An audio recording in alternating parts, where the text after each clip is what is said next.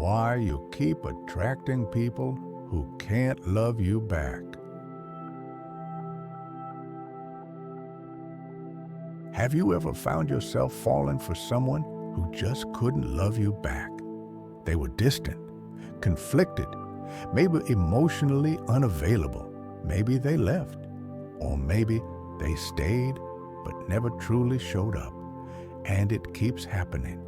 Different faces, same heartbreak. Today, let's explore why. Not just psychologically, but spiritually. Let's go deeper than blame, deeper than patterns, to the soul-level reasons behind these connections.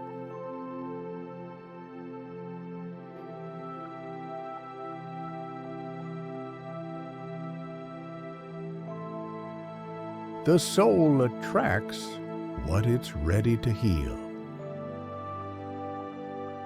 From a soul perspective, relationships aren't random. Your soul is not trying to punish you, it's trying to wake you up. If you keep attracting unavailable people, it may be because you're being shown something about yourself. Often, we attract mirrors, not of who we are, but of what's unresolved within us. If a part of you fears closeness, you might draw in someone who avoids intimacy. If deep down you feel unworthy of being fully loved, you may keep meeting people who won't fully love you. These patterns aren't accidents. They are sacred nudges from the soul.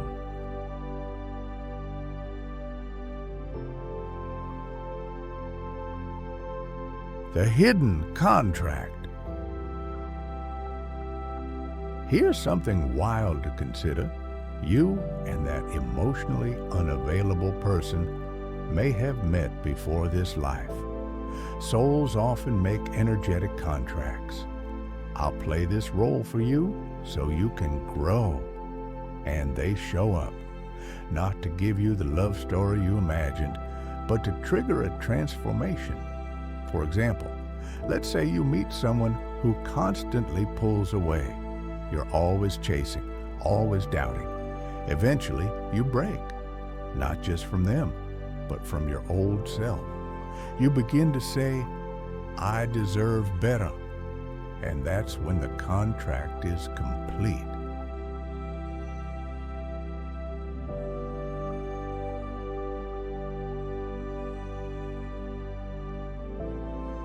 Unhealed childhood patterns. Let's get practical too. Sometimes the spiritual meets the psychological. Were you the child who had to earn love, who had to be perfect, pleasing, or quiet? You may now feel most attracted to people who recreate that dynamic, because even pain feels familiar, and the inner child keeps chasing the same love it never received, hoping this time it will end differently. But healing comes when you realize you don't need to repeat that story anymore. You're allowed to write a new one.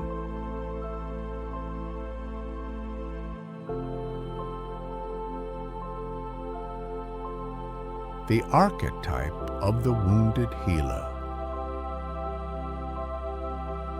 You might also be drawn to fix people. This is the wounded healer archetype. Souls who carry deep empathy and feel called to heal others. But here's the trap. You begin to confuse love with sacrifice.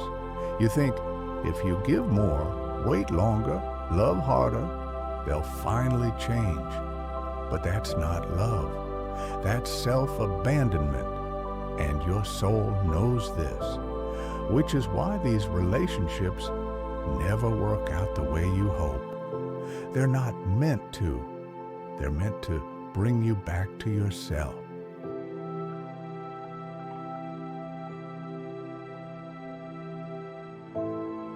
The lesson of self-worth. Every spiritually significant relationship teaches one core lesson. Who are you when love doesn't go your way? Do you shrink? Do you chase? Do you settle? Or do you rise? The ones who can't love you back are often sent to teach you this, that you are still whole, still worthy. Your worth doesn't decrease just because someone couldn't see it. Sometimes the spiritual breakthrough is not in being chosen, but in choosing yourself.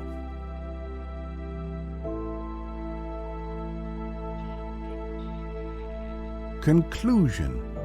Ask what you have learned. Stop asking why they didn't love you. Start asking what you've learned. So if you keep attracting people who can't love you, don't just ask why them.